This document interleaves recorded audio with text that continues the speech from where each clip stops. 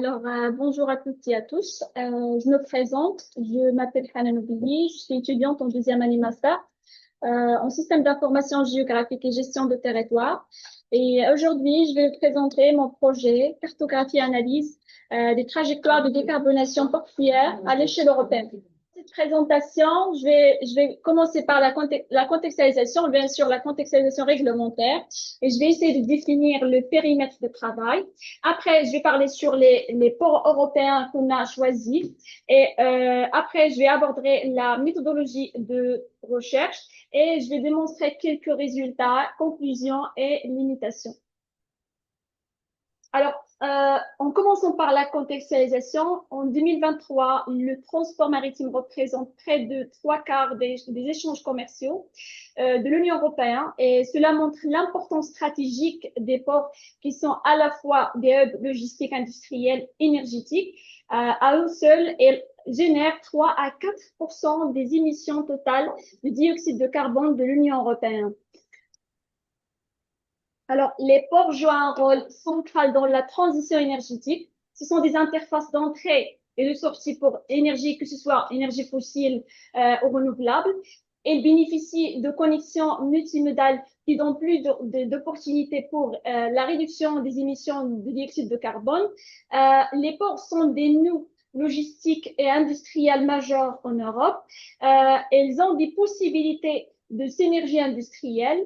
Ils ont aussi accès au financement européen, à titre d'exemple, le Green Deal Innovation Fund. Alors, on passe aux réglementations, au contexte réglementaire. Au niveau international, on a la stratégie de l'Organisation maritime internationale qui vise à arriver à neutralité carbone de transport maritime d'ici 2050. Et au niveau européen, on a à titre d'exemple le Green Deal qui vise à la neutralité carbone de l'Union européenne d'ici 2050. On a Fit for 55, le paquet législatif pour réduire les émissions de gaz à effet de serre de moins 55% d'ici 2030. On a le AFER, une obligation d'installer des OPS dans les ports principaux et on a des financements ciblés, comme j'ai déjà mentionné, comme Horizon Europe et Innovation Fund. Alors, notre objectif de ce projet, c'est d'identifier et d'analyser les scénarios de décarbonation portuaire en suivant leur impact et leur avancement dans l'atteinte des objectifs de décarbonation, en tenant compte bien sûr les principaux leviers et freins qui influencent leur mise en œuvre. Il est très important aussi de bien définir le périmètre de travail. Alors, dans le cas de notre projet, le périmètre inclut toutes les activités. Moi, je ne sais pas gérer ça. Attends. Moi, je ne vois pas, donc le fait qu'il y ait des notes et tout ça. Il n'y a pas de notes. Oui, je sais. D'autant plus qu'il n'y a pas de notes. Donc, pourquoi on ne peut pas mettre. Oui, je vais devenir pas ça. J'ai essayé de le faire, mais je ne sais pas. Continue. Alors, comme j'ai déjà mentionné, il est très important de définir le périmètre de travail. Alors, notre périmètre inclut toutes les activités industrielles. À titre d'exemple, le raffinage, la petrochimie, la transformation de matières premières, etc. Les activités énergétiques, que ce soit la production, stockage, distribution, import, export d'énergie et des carburants, et aussi les projets qui concernent l'infrastructure énergétique. On a aussi inclus les projets qui concernent la logistique terrestre portuaire. En revanche, les activités qui sont dehors le territoire portuaire, ça veut dire qu'ils sont purement maritimes en mer, sont exclus. Et donc, c'est très important pour nous de définir le mot trajectoire. En fait, une trajectoire de décarbonation, c'est une définition, en fait, notre vision de projet. Alors, une trajectoire de décarbonation définie par un objectif précis et peut inclure plusieurs scénarios. possibles pour l'atteindre. Et chacun reposant sur un plan d'action. Une trajectoire de décarbonation, elle repose sur une dynamique d'adaptation et de transformation impliquant des changements structurels, réglementaires et technologiques et nécessite bien sûr une synergie entre les acteurs impliqués et l'État. Alors, on passe maintenant à la deuxième partie. Dans cette partie, j'ai démontré les ports européens qu'on a choisis. Alors, puisqu'on a commencé par le port local, le port de Saint-Nazaire, et on est censé de faire une comparaison entre ces ports, les trajectoires de ces ports, on est besoin de choisir les ports qui ont plus ou moins le même volume. Et donc, pour ce projet, on a choisi de travailler sur 3 autres ports. On a le port de Saint-Nazaire, le port de Wilhelmshaven de l'Allemagne, le port de Gothenburg et le port de Sines. Alors, stratégiquement, le port de Wilhelmshaven, c'est le 3e port maritime d'Allemagne et le principal port d'importation de pétrole en Allemagne.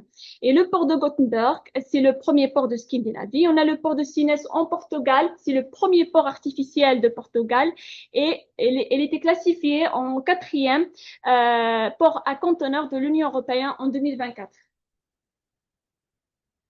Alors, pardon.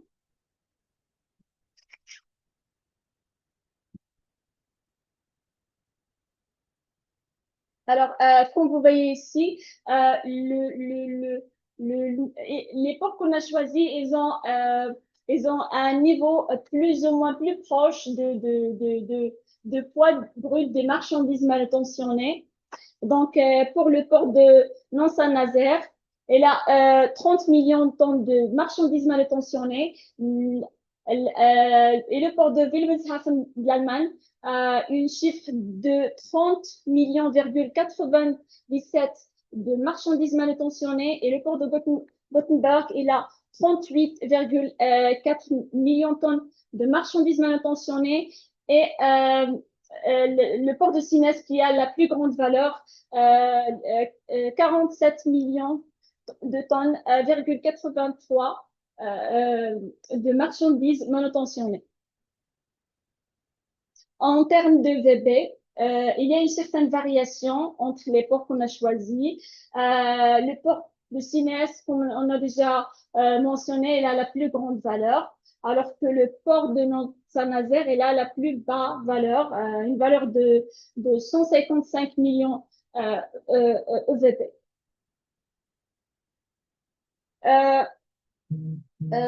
Au niveau réglementaire, le port de Saint-Nazaire, depuis 2015, il a affiché son ambition de devenir un port de référence en matière de transition énergétique. Il a l'ambition d'atteindre la neutralité carbone sur la zone portuaire à horizon 2050. Pour le port de Wilhelmshaven, il y a une stratégie nationale en tant que port climatiquement neutre en 2045 et au stade final de développement. Il est impliqué dans un projet, dans un grand projet qui s'appelle Grand Energy Hub, qui constitue un projet majeur destiné à faire de Wilhelmshaven un pôle national et européen stratégique, entre parenthèses, de production d'hydrogène.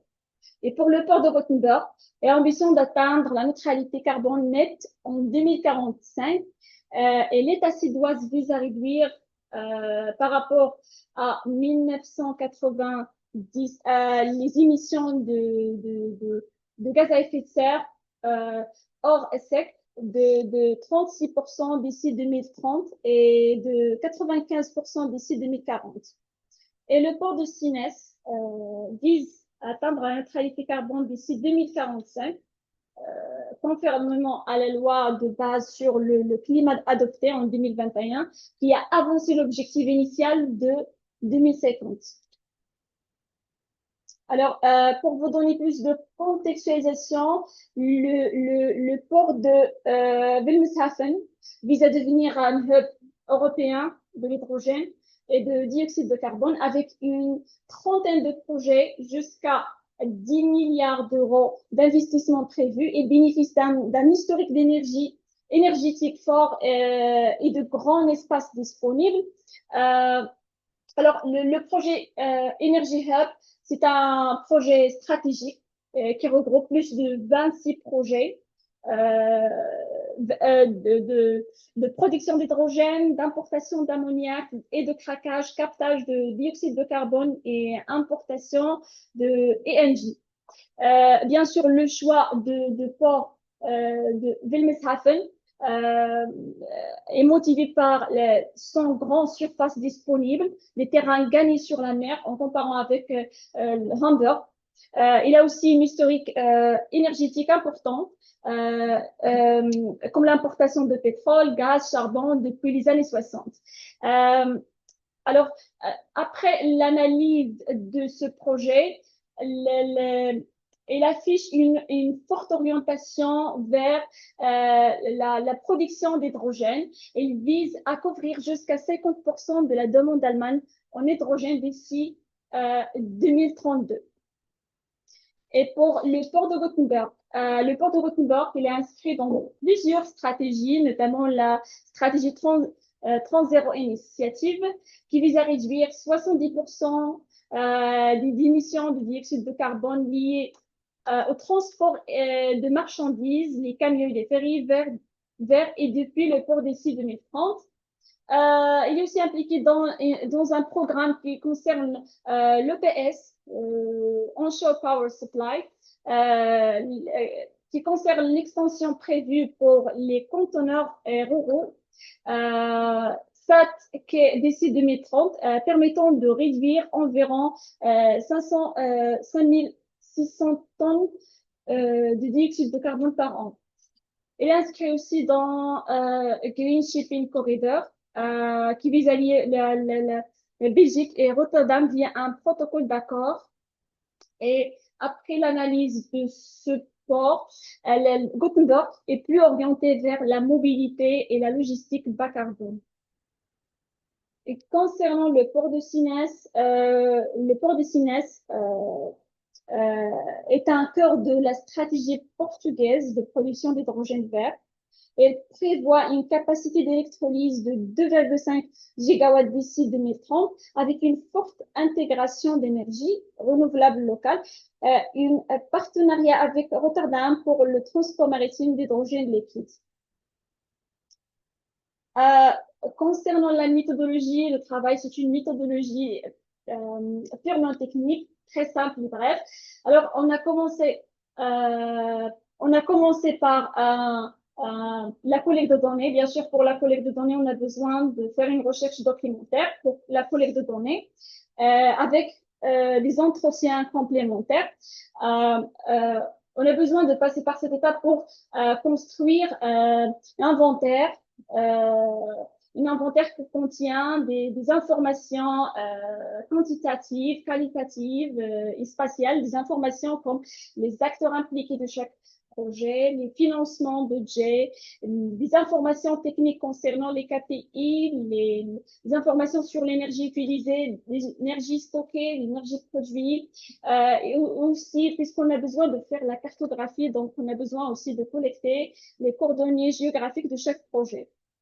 Dans l'étape après la construction de la grille d'analyse, on a besoin de faire une analyse de données avec des technologies dédiées pour chaque type de données. Bien sûr, des logiciels pour un logiciel spécifique pour la donnée quantitative et un logiciel spécifique pour la donnée qualitative. Et après, on va faire la cartographie et la visualisation de données. Alors, parmi les résultats les résultats attendus, on a besoin de construire une grille d'analyse qui contient tous les projets de chaque port. Bien sûr, les projets qui concernent les activités portuaires qu'on a déjà mentionnées, les activités industrielles, énergétiques, les projets qui concernent l'infrastructure énergétique. Les projets sont classifiés par leur catégorie, que ce soit énergie renouvelable, carburant alternatif, électrification, le captage de dioxyde de carbone, etc. Et cette grille regroupe tous les types de projets qu'on a déjà mentionnés. Ça veut dire tous les types de données qu'on a déjà mentionnés. Ça veut dire les données quantitatives, qualitatives et spatiales. Alors, les premiers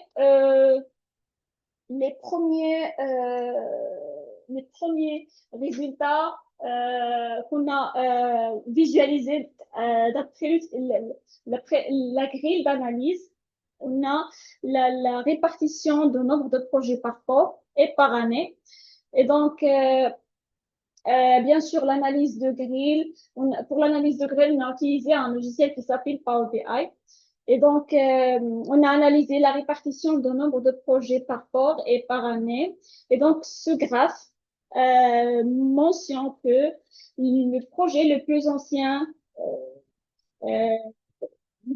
date de 2015 et concerne le port de Gothenburg, tandis que le projet est prévu en 2027. Donc, et après la date minimale et la date maximale. L'année, et comme vous voyez ici, on a l'année 2022 représente un pic d'activité, notamment pour les ports, les ports de Wilhelmshaven et Sines. Et donc, après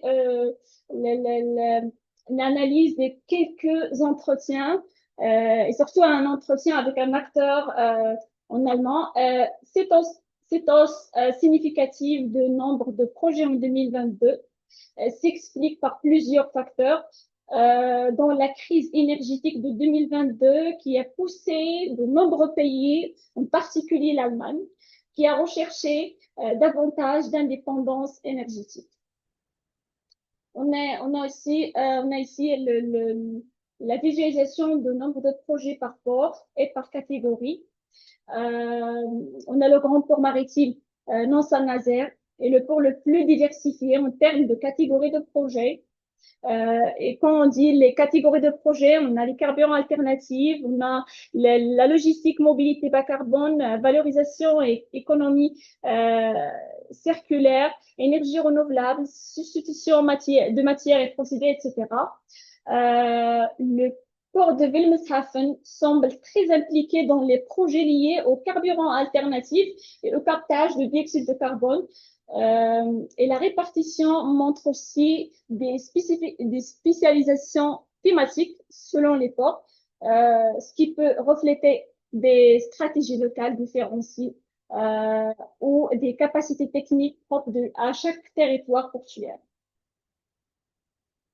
Après, on a visualisé aussi le nombre de projets par port et par secteur. Et donc, le secteur énergie et infrastructure énergétique est le plus représenté avec près de 50 projets, bien sûr pour la totalité des ports. Il concerne principalement le grand port maritime de Saint-Nazaire et Wilhelmshaven, suivi de Sines, et cela reflète une forte priorité à la transition énergétique qui concerne les infrastructures énergétiques.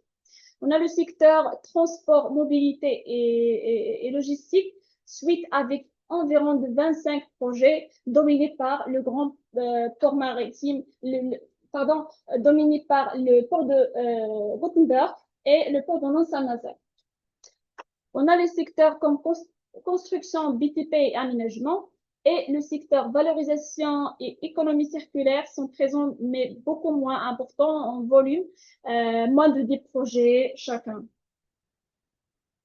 Alors, pour la cartographie, puisqu'on est censé de faire la cartographie au lieu de faire des cartes statiques ou bien des cartes thématiques basiques, on a décidé de faire des cartes interactives.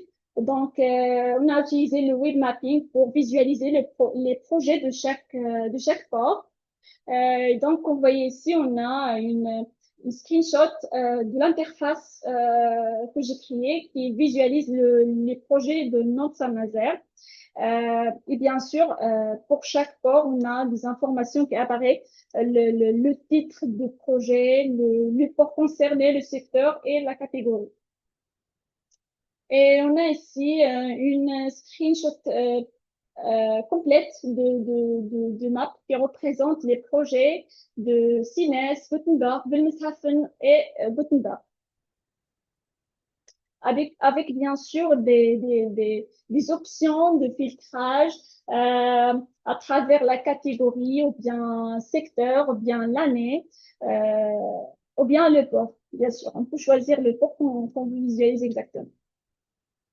Et toujours en parlant sur la plateforme, on peut aussi visualiser quelques colonnes qu'on a dans la grille.